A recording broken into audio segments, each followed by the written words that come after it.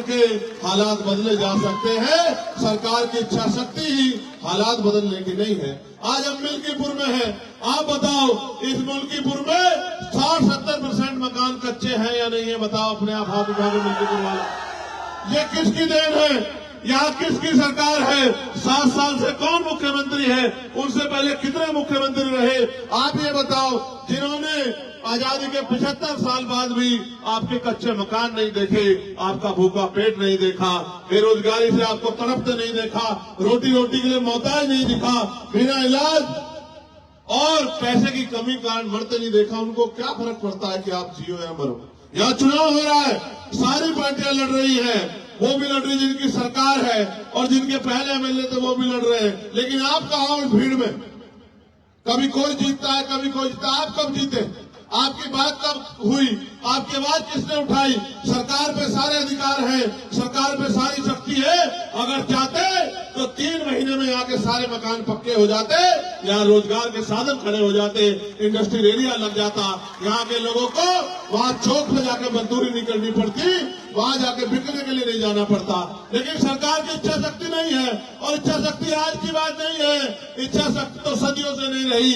अगर सदियों से इच्छा शक्ति रही होती तो इस देश में बाबा साहब अम्बेडकर को अपनी पार्टी नहीं बनानी पड़ती। इस देश में तमाम पार्टियों के होते, बाबा साहब अम्बेडकर ने अपनी पार्टी बनाई और पार्टी बना के समाज को संदेश दिया कि जिनका दल होता है उनमें बल होता है, और जिनमें बल होता है उनकी समस्याओं का हल होता है। अगर आप अपनी समस्या का हल चाहते हैं तो आपको अपना दल और अपना बल बनाना पड़ेगा।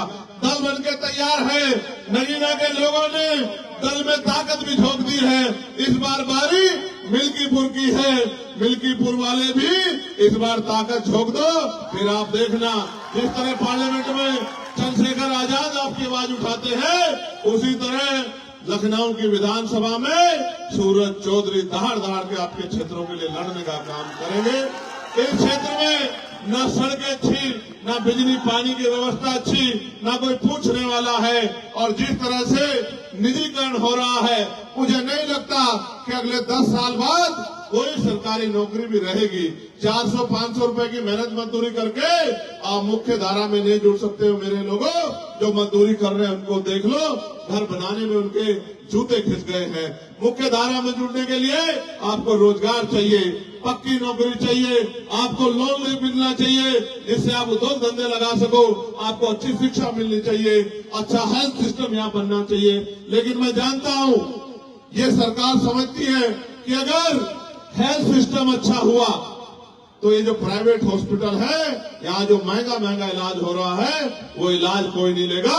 जब सरकारी अस्पताल में अच्छा इलाज आ जाएगा तो लोगों की जेब कैसे काटोगे? एक तो महंगाई का दौर, ऊपर से बड़े बड़े प्राइवेट स्कूल, गरीब तो जाता सरकारी स्कूल में जहाँ पढ़ाई के नाम पे खाना पूर्ति है, और अमीर जाता है प्राइवेट स्कूल में जहाँ अच्छी पढ़ाई हो रही है। यानी कि गरीबों के आगे बढ़ने के सारे रास्ते सरकार बंद कर रही है, और आरक्षण की बात रोज करते रहते हैं। क्या करेंगे आरक्षण का जब पक्की नौकरी नहीं होगी? क्या करेंगे आरक्षण का जब सरकारी नौकरी नहीं होगी? आज तो पिछड़े वर्ग के लोग, बहुत बड़ी आबादी यहाँ रहती है, पिछड़े वर्ग के लोग अपने दिल पे हाथ रख के पूछे कि इन सरकारों ने आपको क्या दिया है?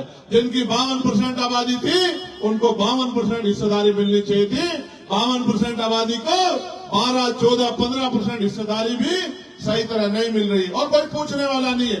पहले पुलिस की भर्ती आती थी, टीचर की भर्ती आती थी, पटवारी सेक्रेटरी की भर्ती आती थी, 4th क्लास की चपरासी की भर्ती आती थी। आज तो अगर कोई आता है तो बस हमारी आहें और हमारा दर्द जो हम एक दूसरे से सुनते हैं, कोई पूछने वाला नहीं है। मैं तो धन्यवाद दूंगा सूरज चौधरी का कि विगत कितने सालों से वो इस क्षेत्र की सेवा कर रहे हैं। हालांकि बड़ी बड़ी पार्टियों ने उनको नकार दिया, बड़े पैसे वाले साधन वाले लोगों ने उनकी अहमियत को नहीं समझा, लेकिन आजाद समाज पार्टी मेहनत करने वाले लोगों की कदर करती है, लड़ने वाले लोगों की कदर करती है।